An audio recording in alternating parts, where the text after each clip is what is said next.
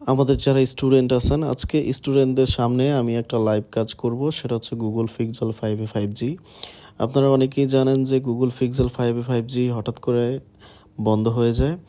শুধুমাত্র Google pixel 5a 5G ব্যাপারটা তা না, অবশ্যই গুগল পিক্সেলের অনেকগুলি মডেল আছে যেই ফোনগুলি হঠাৎ করেই বন্ধ হয়ে যায় কোনো ধরনের কারণ ছাড়াই। আমি মূলত এখন কাজ করব গুগল পিক্সেল 5a 5G। এই ফোনটি হঠাৎ করে ডেড হয়ে যায় এবং আমাদের ইউটিউব এবং ফেসবুকে ভিডিও দেখে আমাদের কাছে নিয়ে আসছেন এক ভদ্রলোক।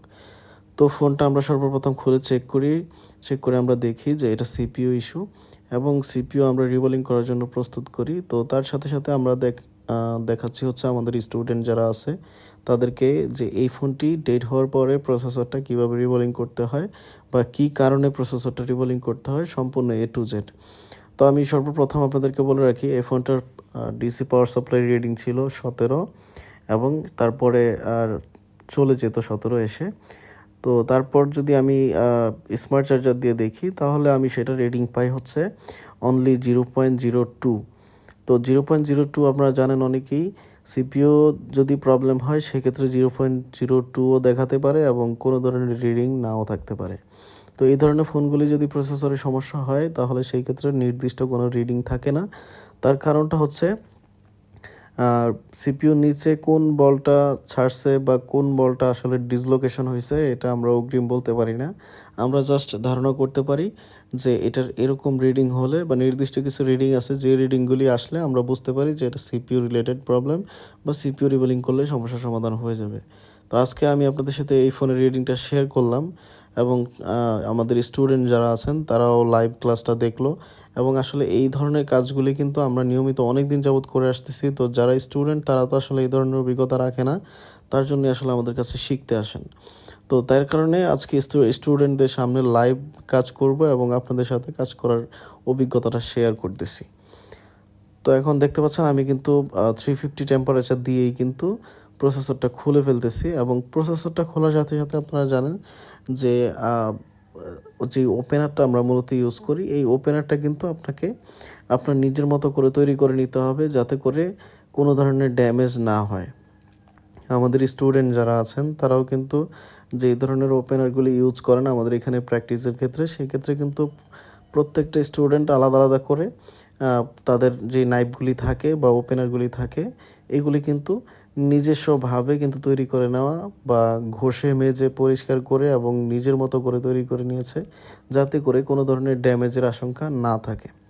তো আমাদের স্টুডেন্ট আমাদেরকে সহযোগিতা করতেছেন, বিভিন্ন যদি কোনো কিছু প্রয়োজন হয় সেগুলি এগিয়ে দিচ্ছেন, এবং তার সাথে সাথে আমরা কিন্তু কাজটাও কিন্তু প্রায় সিপিইউ রিবোলিং, সিপিইউটা প্রসেস মাদারবোর্ড থেকে খুলে আমরা কিন্তু অলরেডি গ্লুটা যেটা থাকে মাদারবোর্ডের ভিতরে সেটা কিন্তু আমরা ক্লিন করতেছি, এবং ক্লিন করার পরে আমরা আবার আইসিটা ক্লিন করব, তারপর কিন্তু আইসিটা আমরা রিবোলিং করে রিইনস্টল করে ফেলবো। তো আমি কিন্তু এখানে ফ্লাক্স পেস্ট দিয়ে মাদারবোর্ডটা এখন ক্লিন করতেছি।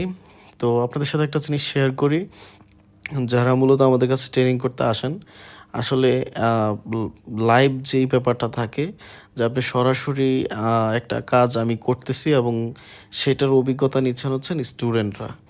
এখন এইটার মাঝে ফলাফলটা কী বা লাভটা কী সেটা একটু আপনাদের সাথে আমি শেয়ার করি।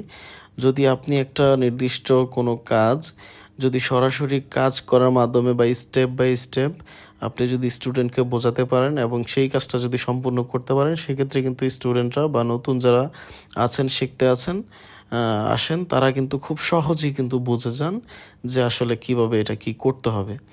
তো এখন হচ্ছে প্রসেসরটা আমরা ক্লিনিং করতেছি, এটাতে যেহেতু গ্লু থাকে এবং এইগুলোর মাধ্যমে কিন্তু প্রত্যেকটা স্টুডেন্ট A to Z কিন্তু শিখছে, এবং তারা কিন্তু আমরা এই কাজগুলি করার পরে কিন্তু তারা আবার প্র্যাকটিসও করতেছে। তো সেই ক্ষেত্রে কিন্তু ওনারা খুব দ্রুতই কিন্তু কামব্যাক করতে পারবে এবং খুব দ্রুত স্কিলটা ডেভেলপ করতে পারবে।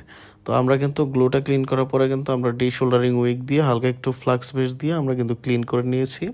এখন কিন্তু আমরা কি করব, পিপিডি দিয়ে আমরা জাস্ট যেই বলগুলি হচ্ছে গিয়ে ড্রাই হয়ে আছে, শুকিয়ে আছে, সেই বলগুলি আমরা একটু চেষ্টা করব পিপিডি অ্যাডজাস্ট করে নেওয়ার জন্য।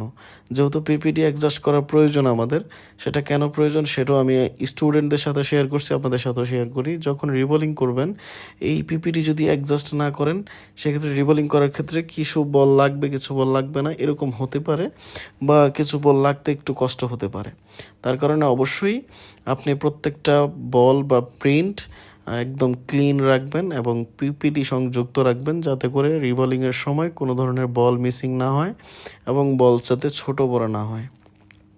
তো আমরা কিন্তু ক্লিন করা শেষ, এখন কিন্তু রিবোলিং করব। তবে আপনাকে সর্বোচ্চ গুরুত্ব দিতে হবে ক্লিনিংয়ের উপরে। কারণটা হচ্ছে, যখন একটা প্রসেসর রিবোলিং করবেন, যদি কোনো ধরনের ডাস্ট বা ময়লা থাকে, সেই ক্ষেত্রে কিন্তু রিবোলিংটা আপনার পারফেক্ট হবে না। সেক্ষেত্রে 2 থেকে 3 বার করা লাগতে পারে অনেক সময়। তার কারণে অবশ্যই পরিষ্কার পরিচ্ছন্নতা যেমন ঈমানের অঙ্গ, অবশ্যই কাজের ক্ষেত্রেও আপনি যথেষ্ট পরিষ্কার থাকবেন, সেই ক্ষেত্রে কাজটাও আপনার তত ভালো হবে। তো আমাদের স্টুডেন্ট যারা আছেন তাদের উদ্দেশ্যে আমি একটা কথা বলতে চাই।